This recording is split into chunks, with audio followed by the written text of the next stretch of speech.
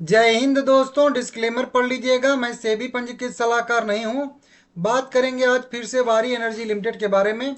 वारी energy limited में एक जो है 10 दिसंबर 2025 की छोटी सी कह लीजिए या बड़ी सी भी कह लीजिए खबर निकल के सामने आ रही है, अपडेट निकल के सामने आ रहा है।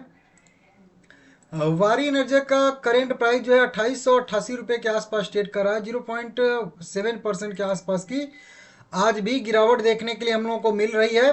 6.5 लाख के आसपास इक्विटी शेयर ट्रेड हुए हैं, total 6.65 lakh. Total traded value जो है 195-91 करोड़ रुपए के आसपास बताई जा रही है।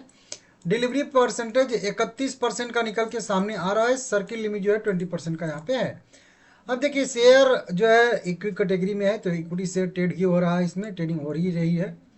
अब एक छोटा सा अपडेट आया, यही सोचा कि एक ही में वीडियो बना के दे दूं, फिर सोचा कि एक में वीडियो बना के देता हूं तो फिर बहुत सारे लोग नहीं देख पाते हो, तो अलग से ही छोटा सा वीडियो सोचा बना के दे दूं। एक छोटी सी कंपनी कह लीजिए का गठन किया है इन्होंने। सेबी के रूल रेगुलेशन के तहत इन्होंने सूचना दी है कि एक अपने स्टेप डाउन सब्सिडरी कंपनी के इनकॉर्पोरेशन की सूचना कंपनी ने दिया। कंपनी कह रही है कि हम आपको बताना चाहते हैं कि वारी फॉरएवर एनर्जी प्राइवेट लिमिटेड। अब देखिए स्टेप डाउन सहायक कंपनी क्या होता है। देखिए एक होती है, कोई भी मान लेते हैं कि वारी एनर्जी, कहाँ गया इसका लोगो, थोड़ा सा ऊपर होगा ना, हाँ वारी, ये मान लेते हैं एक वारी एनर्जी लिमिटेड है। इस कंपनी की जो सहायक कंपनी होगी, मतलब ये जिस कंपनी का एक गठन की होगी जिसमें इसका मेजोरिटी होल्डिंग होगा, उस कंपनी को कहते हैं मतलब सहायक कंपनी या सब्सिडी कंपनी।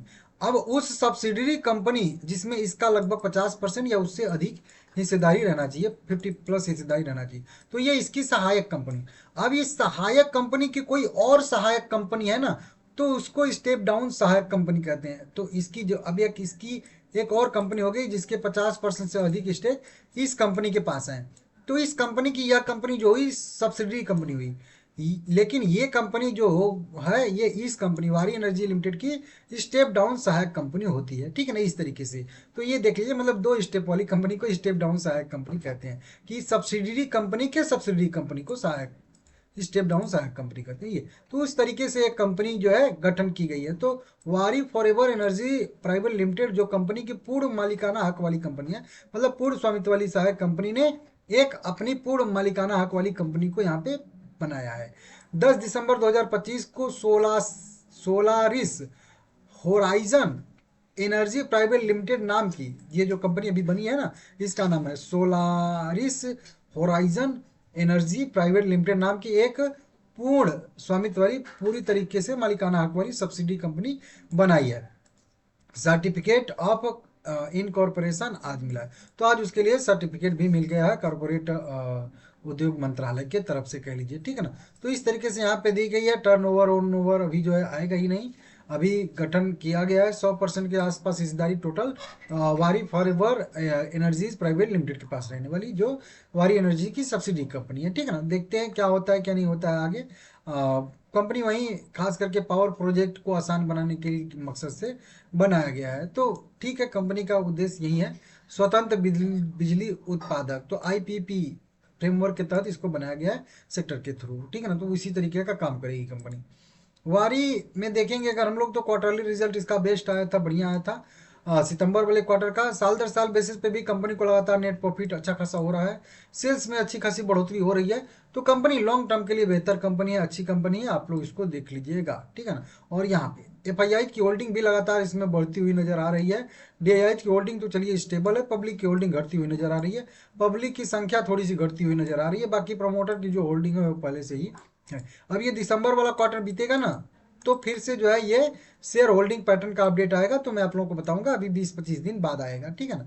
लेकिन ठीक है, फिलहाल में अगर एफआईआई की होल्डिंग इसमें बढ़ रही है 2% से 2.5% से बढ़ के 6.25% हो गई है, और इसी तरीके से एफआईआई की होल्डिंग इसमें बढ़ती रही, तो आने वाले समय में इसमें और भी बड़ी बढ़त देखने के लिए मिल सकती है। जो मैं आप लोगों को एक बार बताया भी था कि सुजलोन एनर्जी में जब तक एफआईआई की होल्डिंग बढ़ती रही तब तक मोमेंटम था, जब ही सुजलोन में एफआईआई की होल्डिंग घटना शुरू हुई तभी वहां से गिरावट आना शुरू हुआ सुजलोन एनर्जी लिमिटेड में। ये मैं एक रिसर्च रिपोर्ट बढ़िया से बताया हूँ आपको।